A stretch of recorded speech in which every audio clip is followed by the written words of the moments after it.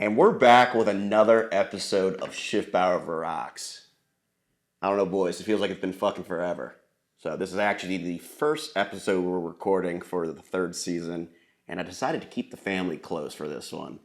We have the resident Joey Diaz of the show, Harford Hopson, here. Laureate in his own right. And got my old man, Paul Sr. So, old man. Today's a special day. You get 2 Schiffbauers for 1. Yeah, you heard him.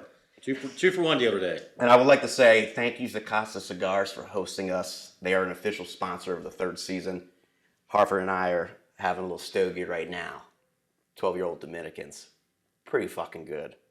That being said, I always ask like that awkward question. How do we know each other?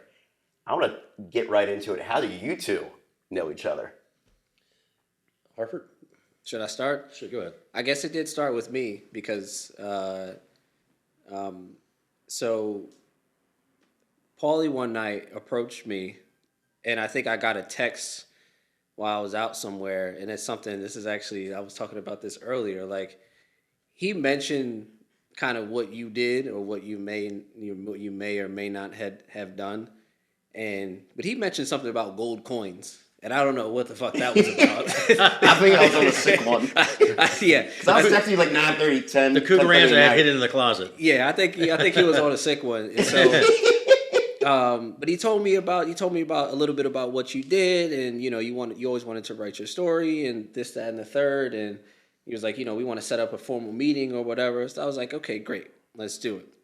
And so I don't know however many weeks later or whatever. This is right. I was right out of undergrad. Yeah, you're right. Yeah, I had just come back. You just got finished. Yeah, just came back from Philly. Like I wasn't getting a job in journalism. That was dead after because Twitter came out and all that whole thing. Fucked it all up. That's a different story.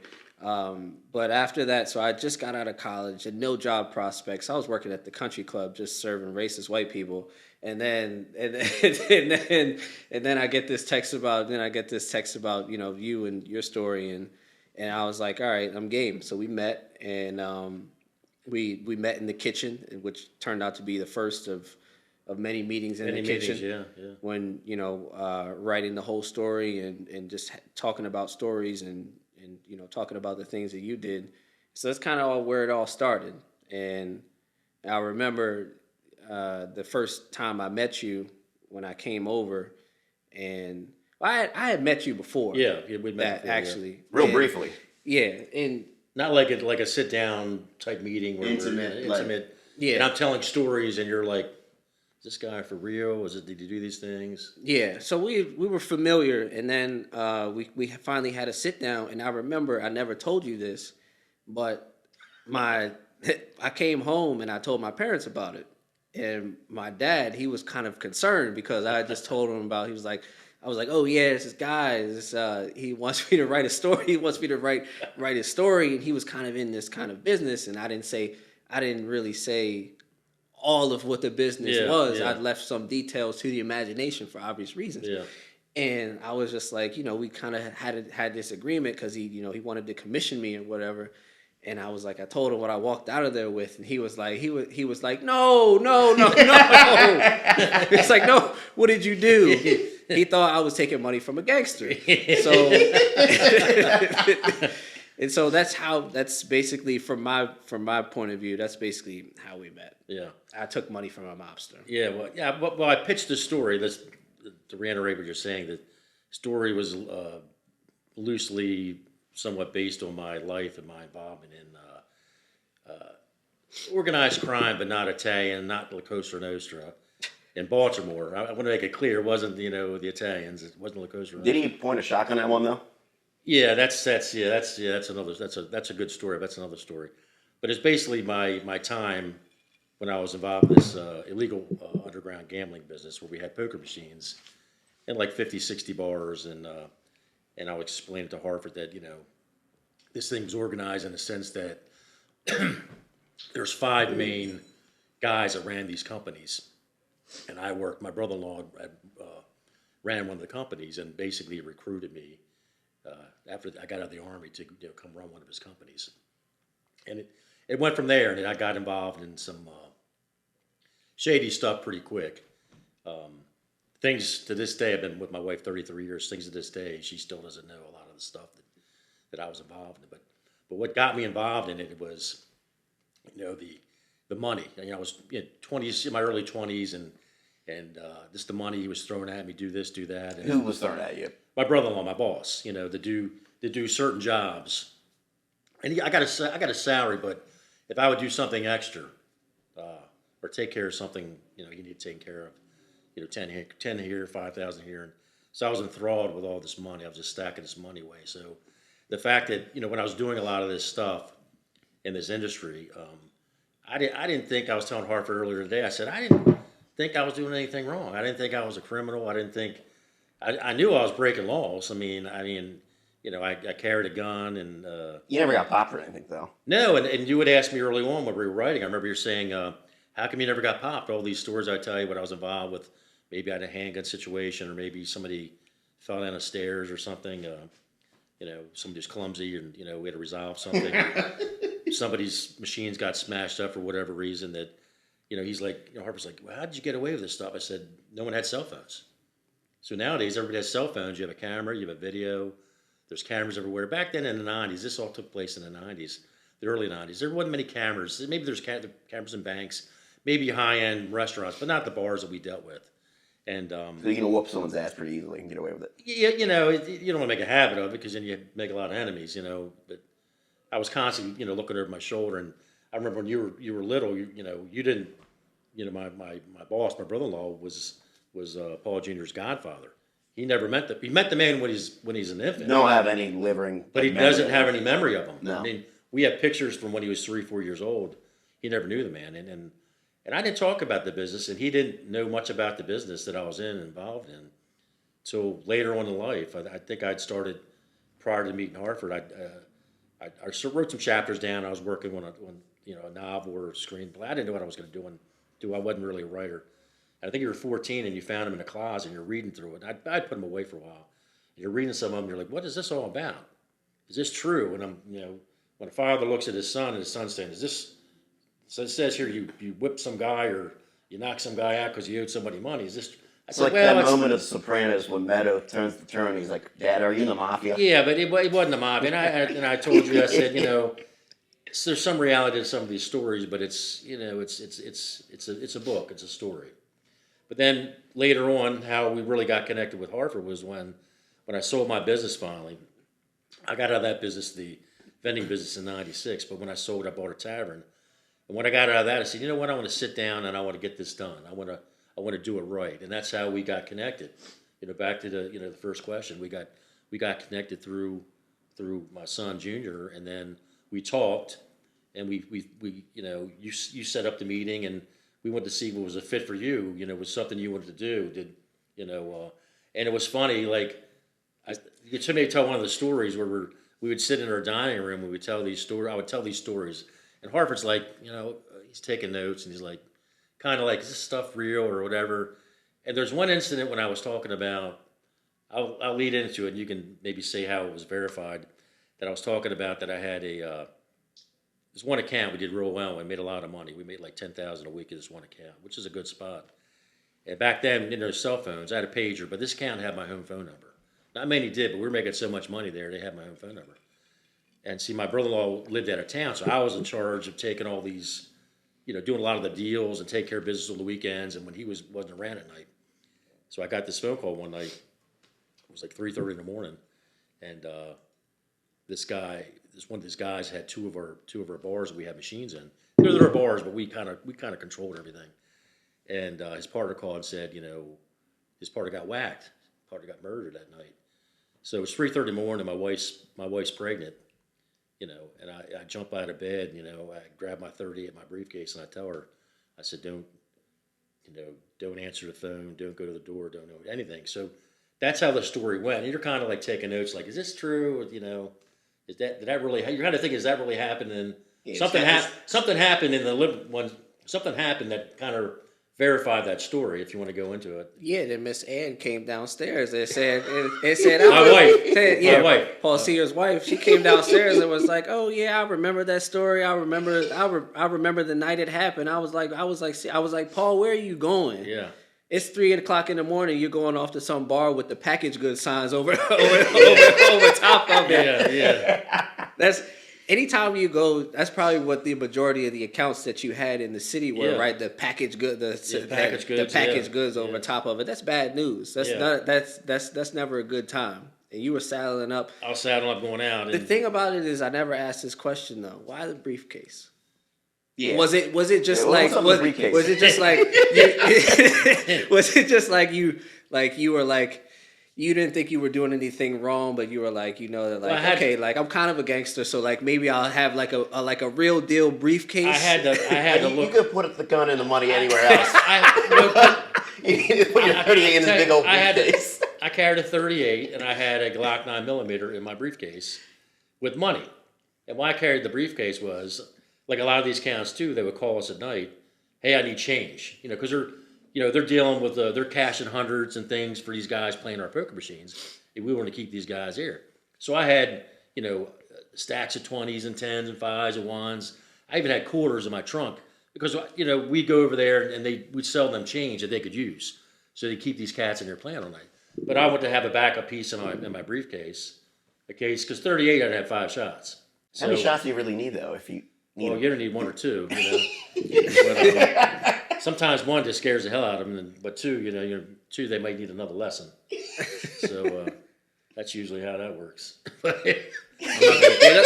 talk any further. I'm not doing I don't- I'm yeah. not doing a. We're not supposed to get in trouble. We talked about this. That's what I heard. Yeah, Yeah, that's what I heard. So yeah. We're not supposed to get in trouble. We talked about this. So, I mean, kind of. Are you going to make a point? No, just that we don't want to get in trouble. No, That's all. absolutely not. Yeah. I mean, this is all artistic I was expression. already a disgraced writer. You brought me in. I was on the brink of losing it all, and you gave me a chance. I don't want to go back to that place. So Pulled a Howie from, like, Uncut Gems taking you deeper in the game. yeah, but At I that think, point. but back to, having Harford on board, the collaboration I want to get into that. was the best idea because I would tell him he made me a better writer. I really wasn't a writer. I thought I was a writer. I was writing things down. I had a story, life experiences, but Harford really tied and wrapped this all together. He's a big part of why this this thing happened. And we have a copy of our book up here, Amusement Only, if anybody wants to pick it up. Marty will put a little pop-up in post-production. It's on Amazon. Bah-bah. But Like we're on an infomercial. But Harford really tied a lot of this up for us. So we were excited to have him on board. It was a great fit. It really was. We just I would write and we'd ship it to him and he'd like clean it all up and here it is, and we just would talk about it. The process in hindsight of having to sit on the majority of like the meetings and meetups that you two had, it kind of insane to think about it. You both wrote this novel within like a 9-month period. mm-hmm. Yeah. Like it was like routine, like twice a week. Here's a draft for this chapter. Here's a draft for the next. We're going to outline the next 2 to 3. Here's the revised version. Boom, boom, boom. Well, we were boom, working. boom. Correct me if I'm wrong. It It was was like fucking 6 crazy chapters a week. in hindsight. We would go in and I think the first meeting would be like we'd lay out 3 chapters, and I would write them, and then we laid out 3 more. Then we come back and I'm like, here you go. Do your magic, and then we talked about 3 more chapters, and that would go into the next week. So we really were working pretty hard, to try to get this done. And That's a lot of content. And it's a lot of content. Yeah, it's a lot of content. I'm just thinking about like right now, like you guys, it was kind of crazy how that process came together. Yeah, it's very unusual. I feel like now probably even As a writer, is even less common now because even going through and meeting other writers and being in school and hearing other people talk about writing, it's just like a lot of people they just take off. You know what I mean? And so when I say take off, I mean like, oh, like I'm just not gonna write right now because the idea is not coming to me or I'm not feeling it. Yeah. And that's somebody could sit on their ass for 9 months and just not write. Yeah. Whereas like we actually did the thing that you're supposed to do, but I didn't know it at the time. Yeah. Which was just actually sit down and just whether it's good or bad, just keep fucking We writing. went through it, You know and what I passionate mean? at it. then we revised things and we changed things, and made it make sense. And then we got that done and out there, and then of course, I want to mention the script. We worked on it. We worked on the script as You have well. a spec script right We have now a- that we we're have a all working spec on script. together, Yeah, helping you so- guys out a little bit, but mainly you two. It's really interesting how that has kind of transformed from the story where it was an idea based on your life. The book Amusement Only has, romanticized elements to it to make it more fictional. And then the script, to me, it's taken a life of its own, and I think it's better than the novel at this point. Yeah, here's a collaboration because the storyline, a lot of the story was based on real life stuff. Some of the stuff that I was involved in that I've done, and also Harvard's involvement with the Baltimore City Police. Yep. So that was we had the criminal element, the backstories with the vending machine industry that really nobody knows about. I mean, nobody really was talking about because I had people like, "What are you talking about? Is it a mafia? No, it's not the mafia. It's these guys are organized. They do pay off politicians. I did pay off politicians. For added context for viewers and listeners out there, these video poker machines are like the slot machines you see in casinos, but people play them in dive bars and they're kind of crusty. Typically, bars. they look like they owe a lot of people money. And a lot of these, and why these people have us machine guys in there giving these poker machines out because they couldn't get a loan from a bank. Because a lot of these people didn't have any money, they weren't reputable, or maybe some were decent people, some weren't decent people, but The kind of people you see at the cash and check places. Yeah. I was trying to be nice about it, but they would come to these operators, whether it was us or another organization, saying, "I want to open a bar. What do you need?" And I need $35,000. And this is always cash. So we go in and scout the place out. Okay, we'll put 3 poker machines in. We'll give the guy $35,000. Of course, we get paid back through the poker machines, and they're locked in for 5 years. So I was telling Harford that angle of it, and then of course him and your father is he still a police officer? Still? He's not. He's not. Okay. But you heard that right. I'm a Fed. No, but I didn't know this. I guess I'm in trouble. Jig is now. up. This is the whole story The about gig's how up. Senior corroborated with the Feds. But nah, so being in my experience and basically, but yeah, I was in police headquarters right after the riots. Yeah. That was a fucking time. Yeah. It had to be a But- fucking shit show. Oh my god. Yeah, I had the bar that time, so I can imagine being with the police at that time. Yeah, it was unruly. But it was so that was definitely some experience that I hinged on because I got to see and I don't even know what I can really talk about from that, but just being behind closed doors and all of that shit, it was war hour.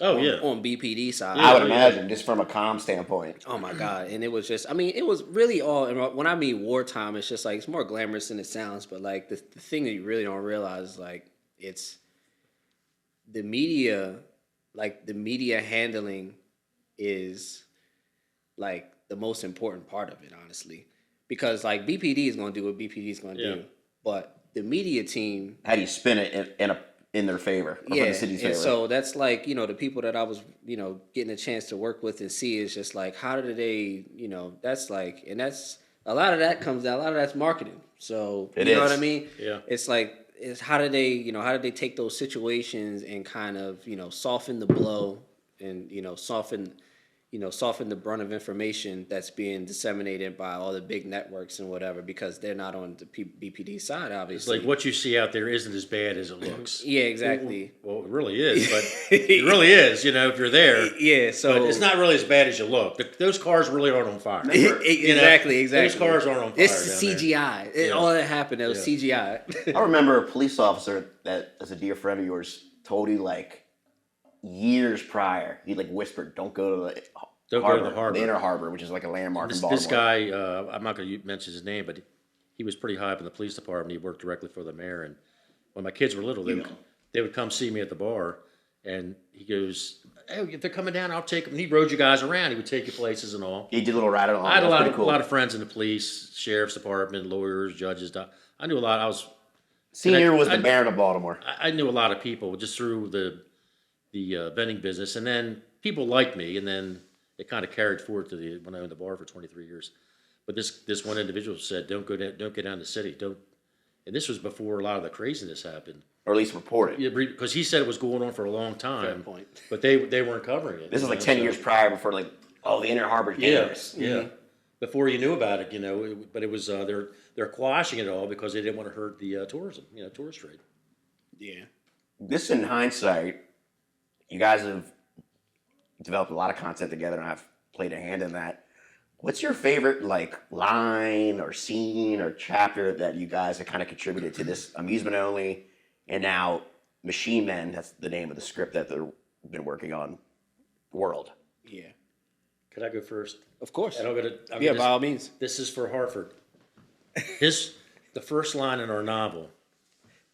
You look like you could kill a man. Yeah, because that's what I thought when I saw you. I didn't know that. my wife occasionally asks me that. We've been married 33 years. Did you actually kill anyone? No. No. Well, you can change the subject. Tell a quick story real quick about what he remembers when I had the bar. He didn't remember me being in that business, but he remembers me having I was a bar. a kid at the time. I would always go to my dad's bar on Saturday. You're hanging out with your dad. That's the coolest thing you can do when you're 5, 6, 7 years old. I remember every once in a while, my mom would call and check in. You and little Paul get down all right. You get blah, blah, blah. And my dad was like, oh, yeah. And I would hear, don't talk numbers on the phone. And he would hang up on her, change his tune real quick. I'm like, oh, that's a little odd. I don't hear Mr. John talk to Miss Robin like that in the neighborhood. But that's when I knew something was a little different with my dad. He ain't talking about Keno either. No. He ain't talking about Keno numbers. The quick stories for the viewer was when I was in that business, there was a period of time when, the feds were following me and my boss, tapping our It's not you being paranoid either. No, facts. We found it out factually. Fact. And then they came knocking on my door to talk to me. And they, I didn't want to talk to them at first, but they told my attorney they were going to talk to me or drag me before a grand jury in Northern Virginia. So I didn't make the stuff up. They were on me. They knew everything about me for a while. And that kind of stuck in my mind. So in that business, we always talked in code anyway. We had radios on the phone. We had meeting places where we went. So we didn't, but they were on us. They knew we went here on Monday, here on Tuesday. But still, when my wife would say, how much money we have, I would hang the phone up. Don't talk dollars and cents. Don't talk where I'm going. Don't talk anything. But back to your favorite line. Mine was, you look like Kill Man, which Kill Man. I just thought, not to spoil the ending of the novel, Amusement Only, you should buy it. It's on Amazon, paperback and ebook. Wink, wink, nod, nod. But it's very poetic. That's the first line of the book as it leads to the end of the book. The fact that Sony would ask that question and then what transpires in the novel. My favorite, this is the one that comes to my mind first all the time, is I don't believe in Italians. And that line is so hard. It's that one. And I don't know why either. Maybe it's because I like coffee so much, and this is real shit. But you told me how you would eat coffee grounds to stay up when you were on post. We didn't have hot water. I would just chew on coffee grounds. A lot of us did it just to get that jolt to stay up. That's nuts. That's some gangster shit. But then the thing is, it makes your teeth all messed up. It's like this motherfucker's eating coffee grounds. We gotta get you veneers before the red carpet. Yeah, when you're in the military, you do certain things you don't want to do necessarily. But what's your craziest army story that you're willing to divulge in or divulge about? I don't know. I did a lot of God. shit. I got one or two in particular. Which one? Remind me. With the neo-Nazi moped bar. Oh, that was fucking great. That was fucking incredible. And we were out. We would try to go on the German economy on a station over there, and we like to go to different bars. So this one guy goes, I think he was setting this up. He goes, "There's this bar, and Bootsbach, and you go back through this alley. It's back there. You go, you'll see a lot of bikes out front." He goes, "Go in that bar. It's great. They have good music. You'll pick girls up." So me and my 4 buddies go in there. We walk up. We see all these mopeds out there. We're like, what the hell? And we see all this neo-Nazi stuff outside. And we go inside. And I tell a story in one of the videos, whether it's on YouTube or on TikTok, about if you ever go in a place and you walk in and everybody gets silent. When all of us soldiers walked in that bar, it was like crickets, and everybody's looking at us. And I'm looking at my buddies. I'm like, we're gonna fucking fight our way out of this place. Yeah. You know? Yeah. But we were like, we're already in the door. We're like, fuck it, we're going to go down with the shit. So we went up and ordered some drinks, and everybody couldn't believe we had to go in that place. Yeah. Because there was another American in that bar, but us. And I'm thinking like, how fucking tough can these guys be to ride mopeds? I was gonna say, that's what I was thinking the That whole was time. I was like, we're probably fine. Yeah, that was their attitude. Now, how But they fucking had tough- like Nazi paraphernalia all over the Nazi place. paraphernalia all over the place and all. And these guys were like our age. You know, we were in our 20s, 1920. They still had that. They wanted to be, you know, whatever. And it, you know, we got out of there, you know, but it was, you know, Cool at Wilhelm.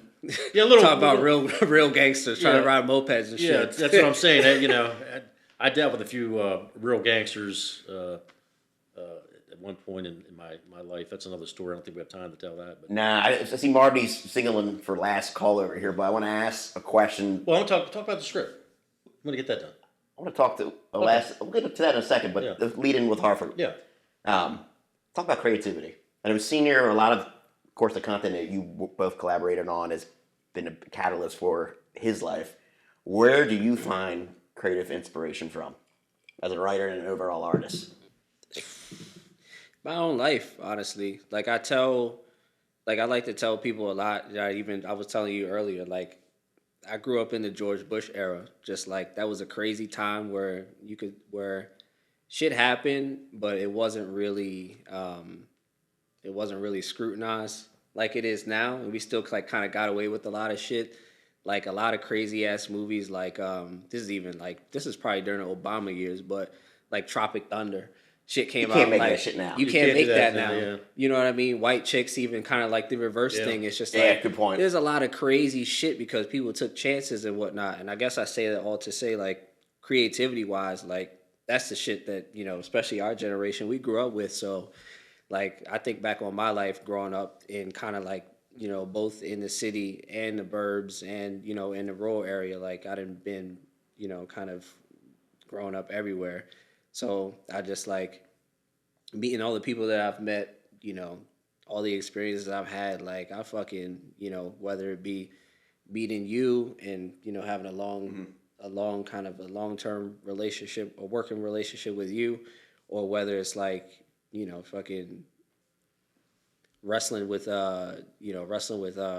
Russian Olympians up in Brooklyn, for example, which is true shit. I have not heard that story yet. True shit. I used to go to this wrestling gym up in Brooklyn. I think it was a bronze medalist who was coaching who was coaching the cats. And yeah, so just like that's where, you know, it comes from living and all, you know, all lived experience. That's where it all comes from. I think life is creativity. I mean, it's your life is, you know, and That's profound. yeah, you want to put that on a t-shirt. We'll sell I'm that. gonna start calling you Nostradamus. Yeah. But we'll get to, you may touch on the script. I want to ask you the same question. Yeah. You've been on a few times to talk about your literary journey, your overall life journey as a, you know, frequent guest of this podcast. What's next? What are you excited about? Well, next is we're gonna be continuing to develop this script, obviously, and we'll segue into that. But I got some personal stuff that I'm writing on, that I'm writing about, that I'm shopping out. I'm working on a novel about Black people and Russians. That's gonna be fucking phenomenal, especially with all the shit that's going on right now. I can't wait to sink my teeth in that. Yeah, that's going to When the sell time out. comes. And I got some other stuff. I got the other story that I just finished up with down the pipeline is just basically about my time in high school, just chasing around white girls and wrestling on the wrestling team. So that's more of my personal stuff. But yeah, aside from that, other than that, just getting used to being a scumbag again. I was in a real like heavy, as you know, I was Bad in a guys. real bad guy shit. I was in a real like heavy creative period where I was just sunk in deep writing for like 9-10 weeks, and it took me, you know, through the holiday time and whatnot. But for now, I'm just getting used to being a scumbag again. I'm right there with you, but Yeah, rockstar lifestyle. yeah. Senior, what's next? I know we've been working on this for a couple years now. We're close. Just Hollywood. Well, you know, working on the script. Hollywood. I mean, Yeah. we've had. I'm not going to go into detail. We've had people interested in it. Nothing that we wanted to do. The LA cat we talked to last year. Was he was interested. wild. And there's been, a lot of positive feedback on the platforms that we have. We're putting content out there that people are saying like, oh man, I could sit there and watch 10 hours of it, or I need It's to get really cool to see. I need to get popcorn, which is nice, and man, I can't believe you really tell a good story, and that's what it is. It's life experience, that's in this, and I think the script, Harford will agree, is more amusement only is amusement only. It's part of what I was involved in, what we worked on together, but I think the script, Machine Men, is more like it's the guts of it. I think it's more the grit, what was going on. It dives into the characters, and we have the pilot, and we have envisioned. I guess with 3 or 4 seasons out, we probably can go to 6 with all the content that I would say 5, so we don't sell ourselves out. Yeah, so we put together. I mean, unless Netflix wants to give us a big bag. Yeah, but there's a story there, and like I said, everybody that we've talked about it or said, hey, this is what I'm working on or what you're working on, it's really been nothing negative, which is great. It's just hopefully we'll get a deal here pretty soon. Got to pull the trigger here. So it's getting out there, and then we'll see what happens. They just don't want to ante up because we're in the era of remakes right now, and everybody's I say doing that this all the time, remaking yeah. bullshit. That's the only reason. Yeah, they're remaking. I'll put it everything. out there. No, you're absolutely right. I say that all the time to my youngest son Matthew, who's he's filming this. He also was a part, helping us with the format of the script. That they keep redoing stuff. It's the same thing, or it's a spin on the same thing, or it's Fast and Furious 32, or it's Rocky 10. I mean, that's nothing against Fast and Furious. Furious. They're making money on it, but it seems like the creativity out there is lacking, and I think we have a process, and I think what we created in the story that's developed from Amusement Only to Machine Men is the next. I think it's. I'm not going to compare it to Sopranos, but I think it could be like that. I mean, it's a different time. It's in Baltimore. It's not the mob. It's regular guys, that worked their way up, maybe through their father, got the business, and they're tied in with politicians, and these politicians keep these guys in business because the cash is rolling in, and it's very corrupt. There's a lot of corruption in it, and it's not just Baltimore. It's not just locally. It's up and down the East Coast. This thing was going on in a lot of states, so it's not just like, oh, that's a regional piece or it's a state. No, it's a regional. Maybe it's across the United States. These things have been going on for a long time, under the radar. Some mob created, some local guys would do these things, and these people don't know about it, and it's these machines in the back of the bar, and these guys play these things, and we're making a lot of money, and guys are vying to get these accounts, and they do crazy things sometimes to get these accounts and keep these accounts. Well, that being said, been an absolute pleasure for having both of you on. I feel like have our own crew, like Tony's crew. Homage to the Sopranos. Yeah. It's an absolute pleasure. Let's get this deal. I'll be Silvio. I like that. Well, you're Tony by default. Oh, by default, okay, all right. I might have to lose some weight. And Paulie. All right, Paulie. What do you hear? What do you say? Thank you for another episode.